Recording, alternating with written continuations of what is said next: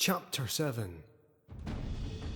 The monsters were scabrous, bloody things, with lashings, segmented tails, and an odd number of clawed, disjointed legs.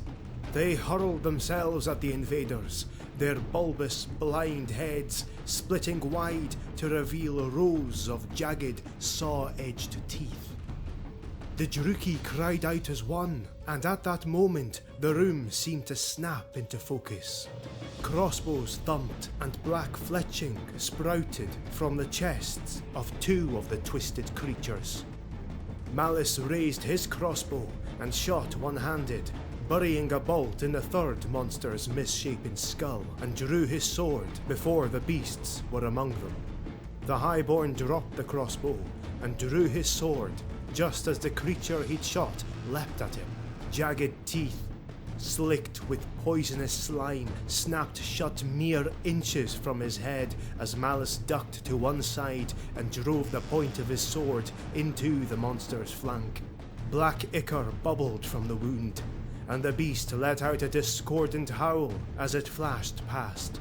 Its stinger-tipped tail smashed into his left pauldron, half spinning him around. A gob of venom struck the armor and began to sizzle, filling his nostrils with an acrid stench. The creature landed, gathered itself and spun, but Malus leapt at it, slashing for its head. The beast shied to one side, and the keen sword sliced through one of the monster's forelegs instead. Again, the tail flicked out at him, but the creature's aim was off. The black stinger, long as a dagger, blurred past the Highborn's face. Howling, the monster began to circle to his right, dragging the stump of his foreleg across the gore-stained floor.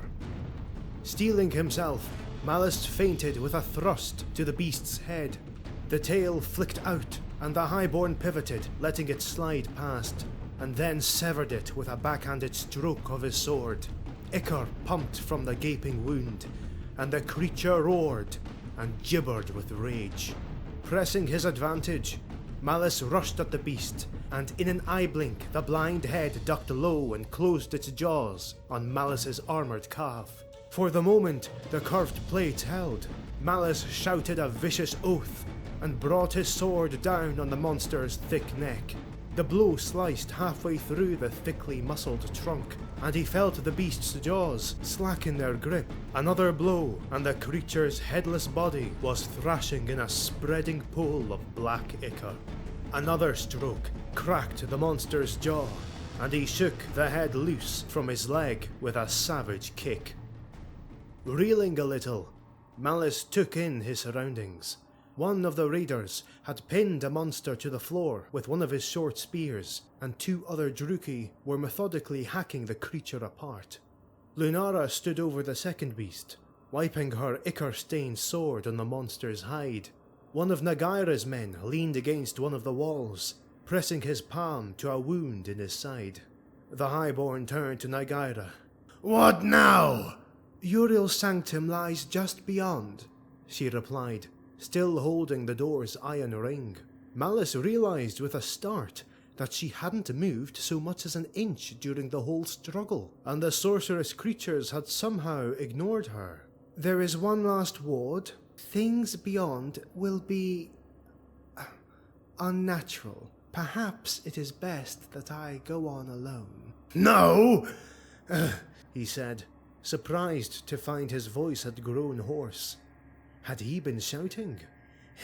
"If you go, dear sister, then so do I. The others may remain here." Nagaira's face showed a momentary flash of anger. Then she quickly composed herself. With a mocking flourish, she pulled the double doors wide. Beyond was nothing but darkness. "After you," she said coldly. "We can't afford for me to be injured, after all." The sense of disorientation was returning as the Druki's anger began to wane. Malus's fist tightened on the hilt of his sword. "Do not tarry, sister," he said through clenched teeth, and then rushed through the doorway. The pain, was like nothing he had ever felt before. There was no sensation of resistance. He crossed the threshold and felt himself tear from within. Malus fell to his knees with an angry cry, and blood pooled from the spongy floor around his greaves. The pain went on and on.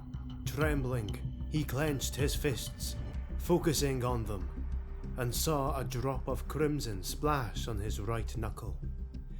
He brought his hand to his face, and it came away slick and red. Blood was weeping from his skin, soaking through the robes beneath his chiton. The chamber was suffused with reddish light. Pillars of bloody skulls stretched from floor to ceiling, framing more than half a dozen alcoves around the irregularly shaped room. Directly ahead of him, Malus could see an altar formed from severed heads. As he watched, he saw mouths gape and mumble, trying to form words of fear or exultation.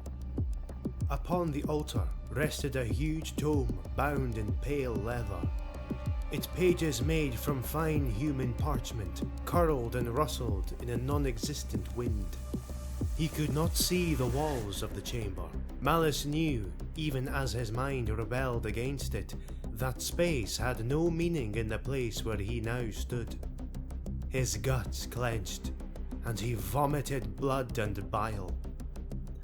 A hand twisted in his hair. Nagaira pulled him roughly to his feet. "I warned you, brother," she said, her voice reverberating in his ears like the clashing of cymbals. "We stand at the edge of a whirlwind that hungers for the living. Only those anointed by the god of slaughter can survive here unscathed." As she spoke, a single red tear ran down her pale cheek. "Do not touch the book upon the altar. Do not even look at it. We must pass beyond into the alcoves yonder. The thing we seek lies there." Malus shook his head free with a snarl and lurched past the altar. There were 3 alcoves in a tight cluster just beyond, each one with a shelf populated by a collection of arcane items. On instinct, he staggered to the one in the center. There, resting on a tripod of iron, sat an ancient, misshapen skull. The yellowed bone was covered in hundreds of tiny, incised runes and bound with a mesh of silver wire. Even in his wretched state, Malus could sense the power radiating from this artifact. The empty eye sockets seemed to regard him with malevolent awareness. Next to the tripod rested a small book, a quill, and a bottle of ink. "Take it!" Nagaira commanded, her voice strained. Malus took a pained breath, tasting blood in his mouth, and took the skull in his trembling hands. As he was about to turn away, the highborn impulsively snatched the book as well, tucking the volume into his belt. Nagaira, her face a mask of crimson, had already retreated back to the doorway. "Hurry!" she said. He noticed that she was pressing something small into one of the pouches at her belt. What had she stolen while his back was turned? Nagaira leapt through the doorway as he approached, and Malus followed, directly on her heels. He emerged into the octagonal chamber to cries of alarm from Lunara and his other retainers. Before he could say a word, however, the air was rent with a chorus of thin, unearthly wails that emanated from the doorway behind him. Malus spun, his sword ready, but the doorway was empty. Instead, just above his head, he saw 3 misty shapes streaming from the eyes and mouth of each of the silver masks. As he watched, the mists took the shape of small, thin-limbed figures with long, almost skeletal fingers. Their faces were Druki-like, but their eyes were solid black. "Blessed Mother of Darkness," Nagaira whispered, her voice full of fear. "The Malethi! Run!" At the sound of their name, the Melithi howled like the souls of the damned, showing mouths full of glittering black fangs. The very air reverberated like a struck gong. An alarm, Malus thought wildly. One of us triggered it. Was it you, Nagaira? Your greed may be our undoing! He swung his sword at one of the spirits. The blade passed harmlessly through it, but a shock of freezing cold shot up his sword arm, as though he'd plunged it into an icy river. The Melithi hissed hungrily at him, and Malus turned on his heel and ran. Nagaira was already moving, fleet as a deer, and the rest of the raiding party bolted after them. It was all Malus could do to stay focused on Nagaira's retreating form as she plunged through the gloom. A quick look over his shoulder revealed that they had either left the Melithi behind, or the spirits had abandoned their pursuit. Hardly daring to trust his luck, the highborn plunged on, feeling sensation return to his numbed arm. They reached the second ward in minutes. Nagaira stopped at the threshold and put out a warning hand to Malus as he approached. "Send another through. I don't care who." Malus turned to the first retainer who caught up to them, one of his own Juruki named Arakar. "Go!" he commanded, pointing at the doorway, and without hesitation the warrior dove through. The Melithi pounced on Arakar, just on the other side of the door. It was the masks, Malus realized. The spirits could travel from mask to mask throughout the tower. Arakar staggered as the spirits sank their obsidian teeth into his face and neck. He spun, hands lashing at empty air, but Malus could see the skin around where the spirit bit turn bluish grey, like a corpse left out in the snow. "Now!" Nagaira shouted. "While they're feeding, run!" Without hesitation, the highborn plunged across the threshold. At once, it felt as though a crushing weight slipped from his shoulders. Arakar had fallen to his knees, his eyes wide. His breath came in choking, misty gasps through the cracked, blue-black lips. Malus pushed past the dying man, thinking of all the silver masks lining the walls at the bottom of the tower. He hoped there were only the 3 Melithi. Malus bolted down the curving staircase, hearing shouts echoing from below. 4 silver-masked retainers came around the turn, swords in hand. The highborn barreled into them with an angry cry, hacking left and right with his sword. Uriel's retainers were as swift as nighthawks. With preternatural agility, they halted their charge up the stairs and gave way slightly in the face of Malus's charge. They weren't retreating, however, merely opening the distance enough to bring their swords to bear on the highborn. Malus lashed viciously at the retainer to his left, aiming savage blows at his head and neck, but the man blocked one blow with a ringing stroke of his sword and ducked the other, then struck like a viper at one of the articulated lanes in the highborn's breastplate. At the last second, Malus twisted his whole body, causing the retainer's sword to glance along his breastplate instead of digging in and sinking into his stomach.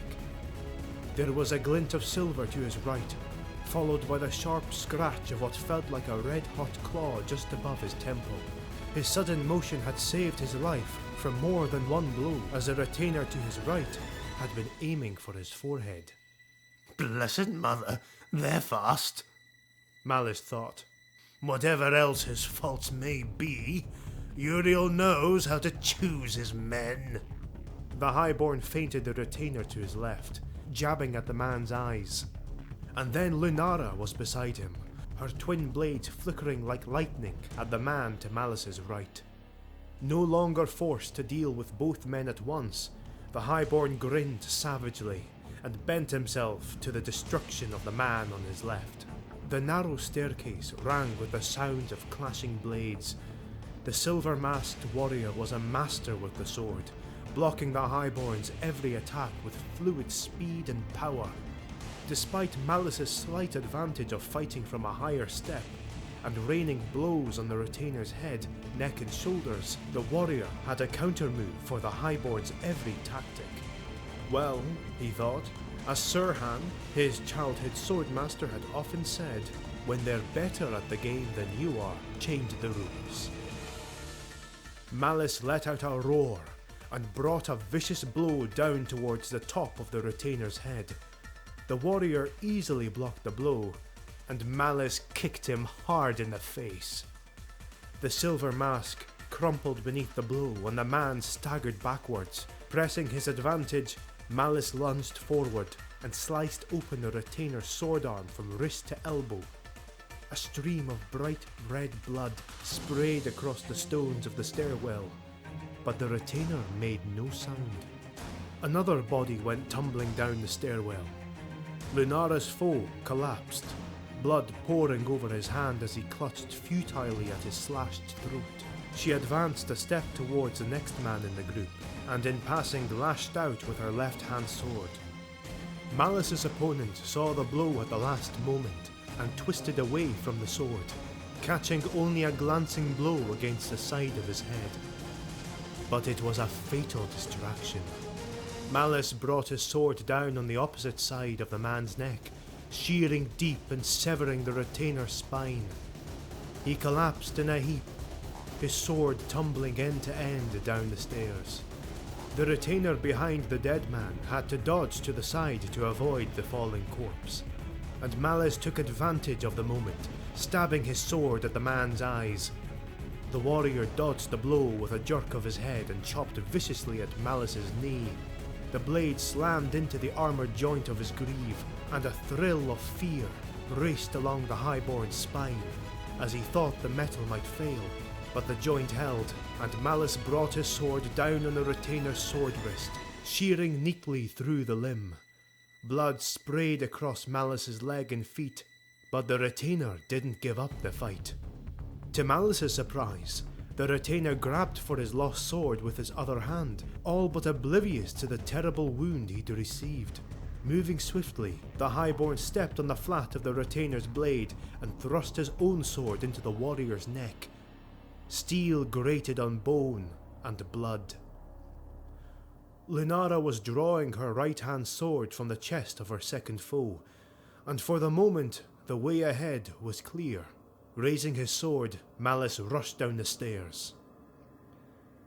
At the next landing, a knot of slaves leapt from his path, wailing in fear. He sped past, but just as he turned the next curve, he slowed abruptly. Ahead, just out of sight around the turn, he could hear the thin keening of the Melithi. Not just 3 of them, but, judging by the sound, a whole pack. The Highborn's mind raced as Nagaira and the rest of the retainers caught up with him. The wailing of the spirits and the cries of the slaves at the landing above made a discordant chorus. Malus gritted his teeth in irritation. He was half tempted to send one of the men back upstairs to start cutting throats so he could hear himself think. Malus straightened. He turned back to the assembled raiders, seeking out Lunara's scarred face. "Take 2 men and bring me those slaves," he ordered. She gave him a sharp nod and took 2 of his men back up the stairs. Within moments, the wailing of the humans changed pitch, turning from fear into near hysterical terror. Rough hands pushed the humans down past the group of raiders. The lead slave, a scrawny human with wide, stupid eyes, tried to recoil from Malus as the Highborn reached for him, but the Druki was much too fast. He took the slave by the shoulder, plunged his sword into the human's chest, then hurled his body down the stairs. The wounded man plunged out of sight, and the keening chorus below went silent. "That's it," Malus said with a feral grin. "Cut their throats and hurl them down the stairs. Quickly!" In moments, the bodies of the rest of the slaves tumbled down the stairs. "Now run!" Malus cried, rushing after them. The corpses made a bloody pile at the bottom of the stairs, their blood freezing into a black sheet of ice as almost a dozen Melithi swarmed over their rapidly cooling forms. Malus leapt off the stairs, into the room, and bolted for the first set of double doors. "What are you doing?" Nagaira cried. "The burrows?" "Their burrows be damned!" Malus snarled, dragging the doors open. Beyond lay a short corridor that, to his relief, led into the Drakau's fortress. Praying the Melithi could not travel out of Uriel's tower, he bolted down the passage. The far end of the corridor opened onto a small courtyard. A light snow was falling, blowing in fine drifts across the cobblestones. Malus paused, gasping in the freezing air. A pair of Druki highborn conversing at the other end of the courtyard reached for their swords as the raiding party came to a halt outside Uriel's spire. But one look at the raiders' stained armor and frenzied expressions convinced them that this was something they wanted no part of. They faded quickly into the shadows as Nagaira and Dalvar appeared, bringing up the rear. Malus gave his half-sister a baleful look. "You stupid witch! What did you take from the sanctum?" "I took what I pleased, brother," she shot back. "Is that not the right of the plunderer? If anything triggered Uriel's trap, it was most likely your theft of the skull." "Does it matter at this point?" Lunara cried. "Uriel could be here at any time, with a troop of the Drakau's guard with him. We need to get to the stables and get out of here before someone orders the gates closed." "She's right," Nagaira said. "If you move quickly, you may just escape." "Me?" Malus said. "What about you?" "I have to get back to my tower. Uriel will waste no time uncovering who attacked his sanctum and made off with his prize. He'll call upon all the forces at his command to try and recover the skull. If I stay behind, I can call on forces of my own to conceal your trail and at least slow your pursuit." She eyed her men. "Dalvar, you will take the rest of the men with Malus. See to it that he reaches the temple. Do you understand?" "Of course, mistress," Dalvar replied, clearly unhappy with the order. Malus's mind whirled. Things had gotten completely out of hand. Was Nagaira abandoning him to Uriel's wrath? His brother would find Arakar's body, and that would lead him to Malus. Nothing as yet pointed towards Nagaira's involvement in the raid. Malus considered his options. Did it matter? "Let her go," the highborn thought. "I still have the skull." "I'll go then," he spat. "I will reach the temple and return when I can. Then we'll meet again. By then I'll have thought of 100 ways to make you pay for this," he promised. If Nagaira sensed the hatred in his voice, she gave no sign of it. "Until then, Malus, I will be waiting." Then she turned and raced off towards her tower, quickly disappearing from sight. Malus straightened wearily, his bloody cheeks stiff from the cold. In the distance, he could hear shouts and the blowing of the horn from the Hag's city gate. Someone was coming through in a hurry. He sheathed his sword and resettled his cloak around his shoulders. "To the stables," he ordered, pulling his cloak over his head.